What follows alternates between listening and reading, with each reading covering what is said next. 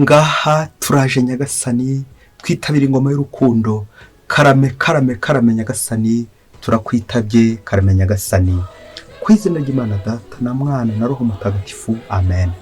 Amahoro bana b'Imana, nimuhumure, Imana iradukunda, ije kudukiza kuri uyu wa kabiri w'icyumweru cya 10 gisanzwe, tariki 9 Kamena 2026. Ngaha amasomo agiye kuduhuza n'Imana. Isomo rya mu gitabo cya mbere cy'Abami, umutwe wa 17 umurongo wa 7 kugeza kwa 16. Bitegetswe n'umuhanuzi Eliya, hashize iminsi umugezi urakama, kuko nta mvura yari yaraguye mu gihugu. Uhoraho aramubwira ati, haguruka ujye i Sareputa y'i Sidoni, maze uhagume. Hariyo umugore w'umupfakazi nategetse kujya aguha ibigutunga. Eliya arahaguruka ajya i Sareputa, yinjira mu mujyi. Ahasanga umugore w'umupfakazi watashyaga inkwi. Aramuhamagara maze aramubwira ati, ndakwinginze jya kunzanira amazi make muri urwo rweso kugira ngo nywe. Umugore ajya kuyazana. Eliya aramuhamagara maze aravuga ati, ndakwinginze unzanire n'agasate k'umugati. Umugore aramusubiza ati, ndahiye Uhoraho nyir'ubuzima, Imana yawe, ntako mfite usibye agafuku rushya nsigaranye kari mu cyeso n'utuvuta turi mu cyeso. Nimara gutora udukwi ndataha nkavugemo umutsima, ngewe n'umwana wanjye tuwurye, ahasigaye twipfire. Eliya aramubwira ati, wigira ubwoba, taha ubigenze uko ubivuze, ariko ubanze umvugireho akanjye ukanzanire, maze ubone kwivugira akawe n'umwana wawe, kuko Uhoraho Imana ya Isiraheli avuze atya, mu cyebo ntihakazaburemo ifu, amavuta yo mu cyeso ntazatuba, kugeza umunsi Uhoraho azagusha imvura ku butaka. Umugore aragenda agenza uko Uhoraho yabivuze, amara iminsi afite icyo arya we na Eliya n'urugo rwe. Mu cyebo ntihaburamo ifu, n'amavuta yo mu cyeso ntiyatuba, nk'uko Uhoraho yari yabivugishije Eliya. Iryo ni ijambo ry'Imana. Zaburi ni ya 4. Uhoraho dusakazeho umucyo ugukomokaho. Igihe ntabaje jya unsubiza mana indenganura, mu magorwa ni wowe unkura haga. Gira ibambe wumva isengesho ryanjye. Mwabantu mwe muzahereza hehe kunangira imitima, mukunda ibitagira shinge kandi mukararurwa n'ibinyoma? Mumenye ko Uhoraho yatonesheje umuyoboke we, iyo ntakiye Uhoraho aranyumva. Nimuhinde umushyitsi mureke gucumura. Hari benshi bajya bavuga ngo, ninde uzaduha guhirwa? Uhoraho dusakazeho umucyo ugukomokaho. Wanshyize mu mutima ibyishimo biruta iby'igihe bari bakize ku ngano no kuri divayi, kuko wowe wenyine Uhoraho ungumisha mu mudendezo. Uhoraho dusakazeho umucyo ugukomokaho. Nyagasani Yezu nabane namwe. Amagambo mu Ivanjili ntagatifu kwanditswe na Matayo, umutwe wa 5 umurongo wa 13 kugeza kwa 16. Muri icyo gihe abigishwa bari bateraniye iruhande rwa Yezu ku musozi, arababwira ati, muri umunyu w'isi, ariko se umunyu wakayutse bawusubirishamo icy'uburyohe? Nta kandi kamaro kawo kereka kujugunywa hanze ugakandagirwa n'abantu. Muri urumuri rw'isi, ikigo cyubatse mu mpinga y'umusozi ntikihishira, kandi ntawe ucana itara ngo ryubikeho ikibo, ahubwo arishyira ku gitereko cyaryo, aho rimurikira abari mu nzu bose. Urumuri rwanyine ruboneshereze rutyo abantu, kugira ngo barebe ibyiza mukora, bakurizeho gusingiza So uri mu ijuru. Iyo ni Ivanjili ntagatifu. Bayoboke b'Imana, nimugire amahoro. Aha tugeze ni kuri buri munsi. Fungura buri munsi, ufungure buri munsi, ufungura abandi buri munsi. Ineza y'Imana buri munsi, ijambo ry'Imana buri munsi. Amasomo twateguriwe uyu munsi ni amasomo duherekeza nk'abakristo bari mu rugendo rugana ijuru. Ariko kuri urwo rugendo duhura n'ibibazo byinshi, ibitotezo, agahinda, inzira z'inzitane, aho uvuga uti noneho ndanyura hehe? Wayakubona ukabona Nyagasani atambukije akayira ujya gutambukamo. Byabiri byuko nyine umwanza gucira ko Imana ikagucira kanzu, ukaza kubona ahantu hita utambuka. Hari aho tugera muri ubu buzima tugahura n'ibibazo neza tuti haryo ibisubizo ndagikura. Wajya kubona embomate, ukajya kumva Nyagasani yateretse igisubizo agiteretse ku muturanyi utabizi. Harije muri ubu buzima duhura n'uburwayi, ati Nyagasani ndakira nde koko uburwayi ko numva mbabaye nshavuye ndabigenza nde? Wajya kubona warivuje mu baganga hirya no hino mu bitaro byinshi warazengurutse, aya ko nemba amate nyagasani ukabona agize gute aragukijije.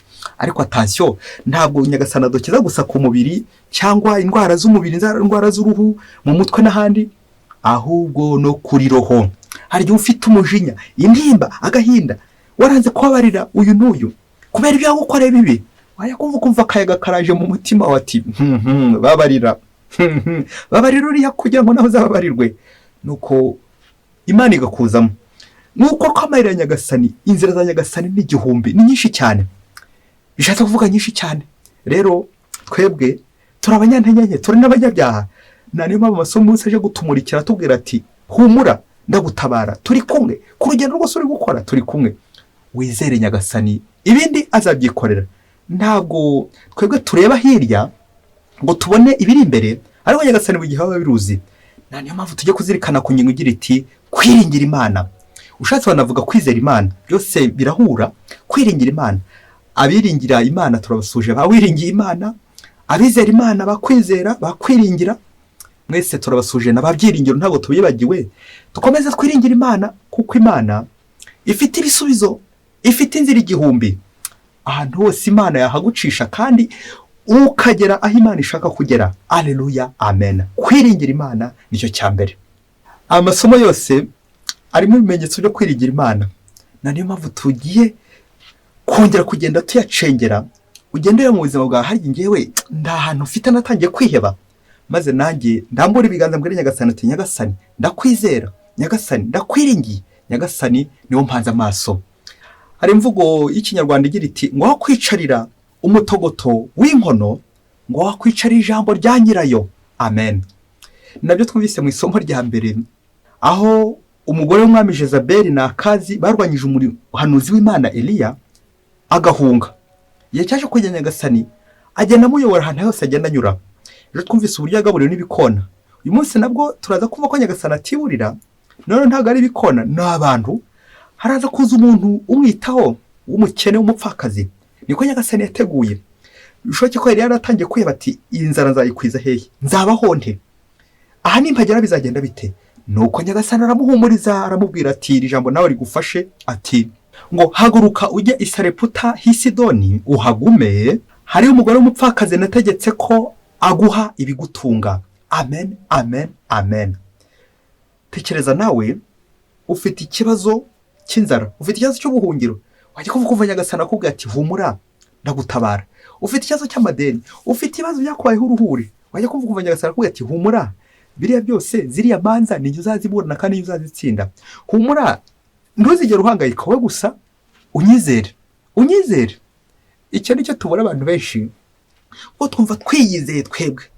Rimwe na rimwe kubera ko twiyemera twizera, niyo mpamvu duhungabana, tugashavura, tugatangira tukivumbura duti nyagasani kuko turacyari kumwe yarantereranye. Kutizera imbaraga zacu. Kumvise igitangaza kibaye muri iri somo, mu gihe Eliya yagendeye ku ijambo ry'Imana, yagiye kukubwira wa mupfakazi ibyo Imana yamutumye ati genda rwose, genda kore gutya. Umupfakazi yatangiye gushidikanya, ariko kubera ijambo ry'Imana n'ubundi igitangaza kiraza kuba. Nubwo yarafite ibintu bike, ibiryo bike, byabyo biraza gutubuka. Kubera iki? Umugisha w'Imana. Iyo ibintu biri mu Imana bigenda neza. Iyo ibintu biri mu mugisha w'Imana, nubwo byaba ari bikeya, bikwira abantu bose bakishima. Imana iyo yashyizemo ibintu umugisha, biratubuka bikaba byiza, abantu bakanyurwa. Twumvise uburyo Eliya yanyuzwe, arahaga. Naho umupfakazi ngo akeba ke ntikigeze kaburamo agafu, n'akeso ke ntikigeze kaburamo amavuta. Amavuta arerekeza ku buryohe, ku mpuhwe z'Imana. Yamana itugirira impuhwe. Ubuzima bwacu ntibuzigera buburamo impuhwe z'Imana igihe tuzaba turi kumwe n'Imana. Nawe rero nuko nyagasani akagutabara akajya mu buzima bwawe. Ubuzima bwawe nawe buzahora buseneye impuhwe z'Imana. Uzaba ku mpuhwe z'Imana, bazagutoteza, bagukubite, uzahura n'ibyago, uhure n'akaga, ariko kubera ko Imana yaje mu buzima bwawe. Akantu umubyeyi we, Imana niyo ikurengera, niyo kiramiro, niyo buhungiro bwawe. Kwiringira Imana, kwizera Imana. Muri ibyo Zaburi ati uhoraho dusesekazeho umucyo ugukomokaho. Amen. Uyu mucyo niyo tugiye kuzirikana kugira ngo nyagasani aduhumure amaso, turebe ngo harya ubu inzira z'Imana njya mbasha byibuze kuzigenderamo. ivanjiri uno munsi nyuma yo kumva bahiriwe ejo turumva ikibaranga, ibimenyetso by'Imana. Ibimenyetso bibiri by'Imana twabonye ku rugendo, ku bari ku rugendo, n'umunyu ndetse n'urumuri. Ibi byose ni uburyohe bizana ubuzima. Ibimenyetso by'Imana, umunyu nubwo ari gatoya, ibimenyetso by'Imana buri gihe bere bitoya ariko bikavuga byinshi. Icyo bita nyine ikimenyetso sinyumu ni ikimenyetso gitoya ariko kikavuga byinshi. Umunyu ukaryoshya. Abantu b'Imana, abahanuzi b'Imana, ab'Imana yanyuzeho baryohereza abandi. Ab'Imana yanyuzeho ntago babishya. Ab'Imana yanyuzeho bahora buri gihe baryoshye. Kandi nubwo bahura n'ibibazo bashira. Ikimenyetso cyo gushira. Kuko umuntu wese witeguye gukorera Uhoraho n'ubundi aba ari gushira kugira ngo abandi bagere gute bishime. Ako kantu abantu benshi bakunze gukumva ko igihe cyose uri kumwe n'Imana utaburi mu mudendezo mudamararo, ahubwo buri no gushira kugira ngo abutumweho bagire gute bashishe. Iri kumwe n'Imana ngo ikimenyetso cy'umunyu ushira kugira ngo abagiye kugaburirwa biriya biryo baze gushisha. N'urumuri narwo nuko, urumuri buji barayicana igashirire igakongoka ariko ikaza gutanga urumuri abantu bakabona.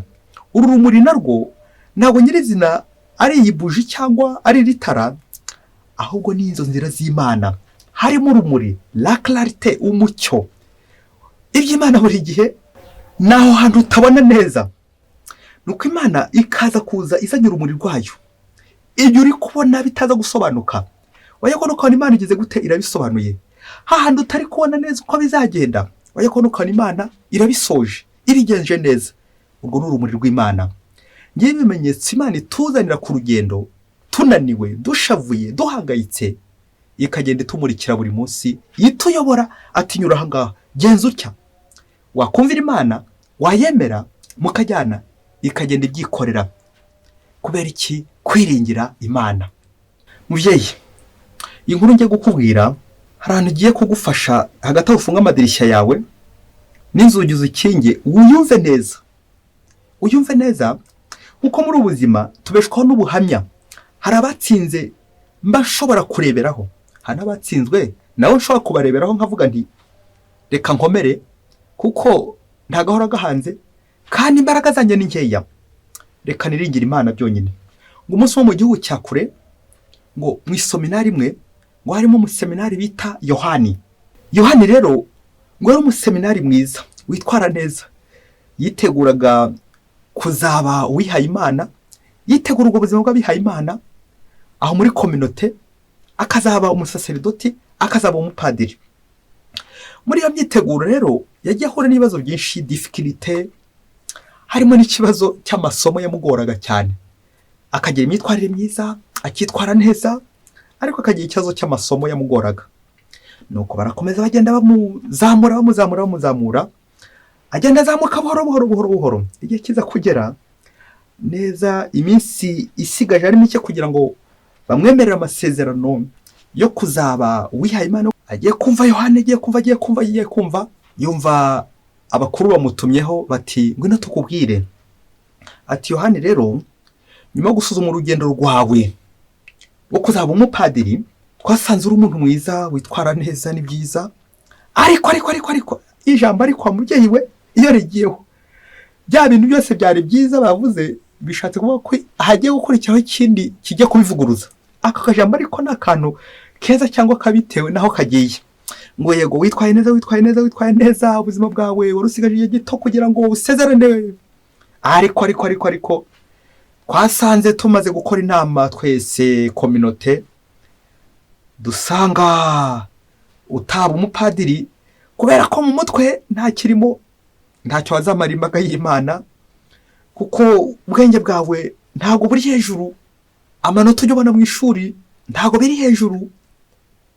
Icyo ngicyo rero nyuma yo kugisuzuma ko utacyujuje, tubaye tugusabye gusubira mu rugo, kuko turabona ntacyo wazamara imbaga y'Imana, kuko imbaga y'Imana y'iki gihe ikeneye ubwenge, abanyabwenge bakomeye. Nuko John areba hirya areba hino, koko nibi munkoreye n'imyaka yose maze tugendana. Nuko John ataha ari kurira nyine, ntahurana n'umuhamba, aragenda. akomeza yibaza ati koko iyi myaka yose maze koko buriya nataye igihe, koko aka kantu niko banjije, ko ntari umuhanga, ko nta bwenge mfite, mu yandi magambo ko ndi igicucu, ko ntacyo nazamara, ko ntacyo nazamara imbaga y'Imana. Nuko John ataha ababaye, ashavuye, ari kurira. Amaze gutaha nyine ya communauté isigara neza mu mahoro, bakomeza urugendo rw'ubutumwa, bakora ubutumwa bwiza bwo kwigisha imbaga y'Imana. Foro y'umuryango yari uwuhe muryango ukurikije abagomba kwiha Imana, bafite ubwenge bwinshi cyane, amanota meza mu ishuri, ari bihangange. Uze kuwushyira muri comment umuryango w'abihaye Imana umeze ucya, uze kubishyiramo. Nuko ubuzima burakomeza igihe kiba kirekire. Nuko ngo intambariza kuba muri cya gihugu. Hanyuma babihaye Imana ahandi John yabaga, baza gutangira bahiga kugira ngo babice. Igihe cyaje kugera barabyumva, bafata nzira barahunga. Bahunze bageze ku mupaka aho bagomba kwambukira kugira ngo barokoke, bahageze bashaka kubicira kuri uwo mupaka. Nuko ngo hari umukuru wo mupaka wari ushinzwe kwambutsa ibintu n'abantu, ari wo ukuriye uwo mupaka aho bagomba kwambukira. Nuko bagiye kureba basanga ari wa wundi Yohani birukanye muri ya communauté, ari we ukuriye wa mupaka. Bibaza aho barigitira, bibaza uko bagiye kubigenza, bareba hirya bareba hino, bafata icyemezo cyo gusubira inyuma. Niba subira inyuma bahita bica, niba gumaho nabwo barakomeza babice. Bibaza uko bagiye kubigenza. Ngo Yohana bayababonye kare, bakire kwibaza uko bagiye kubigenza, uko bagiye kwicwa, ndetse kwaza no kuba mu bambere uza kubicisha. Nuko Yohana bamenye, aravuga ati muze mbabwire. Ngo batambutse mu karyango kari hafi ahangaha, nyine abayobozi bandi bajya batambukiramo ku mupaka. Nuko barokoka batyo, ntawongeye kubica, barokoka batyo, babaho bayoboke b'Imana. Yezu Kristo akuzwe. Tujya kusoreza ibintu bitatu kugira ngo nawe uze kwibaza ngo harya ubu hari ubwo nyaniringira Imana. Icya mbere nza gukubaza, ari wowe ubaye uri John birukanye, ukaba uhuye n'uwo kwirukanye, noneho ari wowe shefu umufiteho n'ububasha, wamukorera iki? Uze kubyibazaho utarabona igisubizo nk'iki cya John. Bamwe bati to nanjye nahita mbicisha, nkurikije uburyo bansebeje ngo ntacyo nzamarira umuryango w'Imana. Abandi bati mbuye n'umuntu nagiriye nabi nirukanye, nanjye ubwanjye nahita niyirukana.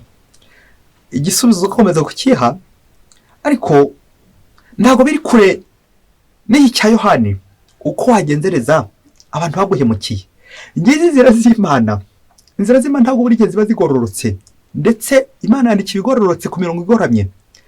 Nguko John ashobora kuzakiza imbaga, agakiza abantu, akarokora abantu benshi.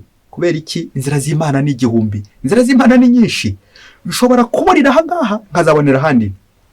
Uko biri kose John ashobora kuba yarabaye kuba mwirukanye, ati bambujije umuhamagaro, ariko se wasanga atari wo muhamagaro wa Nyagasani yari yarateguye. Yaraguteguriye kuzambutsa abantu benshi, yaraguteguriye ko bazakunyuraho bari gukira.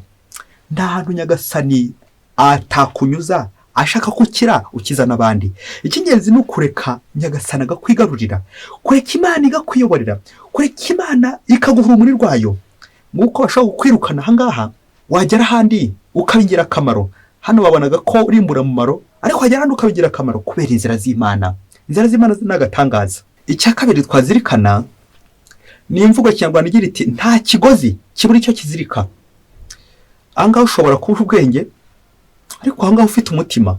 Nubwo byose bijyana, ariko twebwe abantu dukunze gufata igipimo cy'ubwenge, quotient intellectuel, tukayijyana uko dushatse. Nta kigozi kibura icyo kizirika. Ushobora kuburira ahangaha nkabonera hariya kubera Imana. Guca urubanza ngo kisingi ishoboye ngo ubwo nyine ibintu birarangiye, ubuzima burarangiye burahagaze, ntabwo ari byo. Dusaba inema no munsi yo kwakira aho twanyuze, aho Imana yatumye tunyura. Mbese nka kuriya Eliya yanyuze muri ziriya nzira z'ubuhungiro, Imana yarategetse abazamwakira, yarategetse abazamwitaho. Imana yarateguye abazamugira neza, abazamwitaho. Inzira zawe zose Imana akaba yaraziteguye. Nuko natwe duhura n'ibibazo byinshi, ariko yaba twamenyaga ko Imana yaduteganyirije uko tuzabaho, ikarateguye imigambi yacu yose uko bizagenda. Nubwo umwanzi yagenda yivangamo, ariko humura, amaherezo uzatsinda. Wasanga Imana yateguye kuzarokora imbaga nyamwinshi. Wasanga Imana yarabonye ko nukomeza kuba uri mu bihaye Imana hariya, hari igihe nawe ubwawe utazarokoka, nuko igahitamo kugahagukura, ikubwira ati nyura aha ngaha, hariya niho uzarokora abantu benshi. Erega gukiza abantu ntabwo ari abihaye Imana gusa bakiza, ntabwo ari uko washinze urugo gusa ariko ugomba gukiza abantu. Buri gihe umuhamagaro wawe wakagombye kuba ari inzira nziza Imana yahisemo, nawe ukayihitamo kugira ngo ukize abantu, ugire abandi neza. Icya gatatu anacyo tujya gusorezaho, ngo mu gihugu kimwe ngo abanyeshuri ngo iyo bize bagatsindwa, ngo kugira ngo babasibize babimurira ahandi kujya gucukura ibirombe, amabuye y'agaciro, bakaba shefu aho ngaho. Nawe rero nanjye nitubona umuntu hano bitari kugenda neza uko dushaka, tumushyire n'aha turebe. Nitubona iki kintu utari kugishobora ariko hari ikindi nawe ushoboye, nshoboye kino ariko cya singishoboye, kumenya kubyaza umusaruro impano za buri wese, uko n'inzira nziza Imana iri kugenda inyuramo ikiza abantu. Bayobozi bategetsi, twongere turebe natwe niba tutajya dutoteza abantu b'Imana bigatuma tuzitira inzira z'Imana, ariko nubwo wagira ute ntushobora kuzitira inzira z'Imana. Ndashaka gusoreza ku magambo meza ya mutagatifu Yohani Mariya Vianney igihe ashengerera, kugira ngo nawe igihe cyose uhuye n'ibibazo, inzitane, ibyago, agahinda, gutotezwa, kubura inzira n'ibindi byinshi yakwirinda, ujye uvuga uti uko biri kose Nyagasani aranduzi. Nabyo yavugaga ati mbere isakamana ati ndabizi neza Nyagasani aranduzi, Yezu uranduzi, nubwo njye ntakubona ariko ndazirikana ko nduzi. Amen, amen, amen.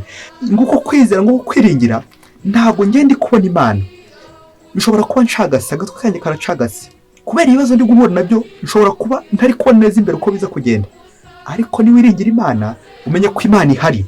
Iryo jambo ryo rishingiyeho kwemera kwacu twese ko Imana ihari. Niba Imana ihari rero, komeza urugendo watangiye, wicike intege.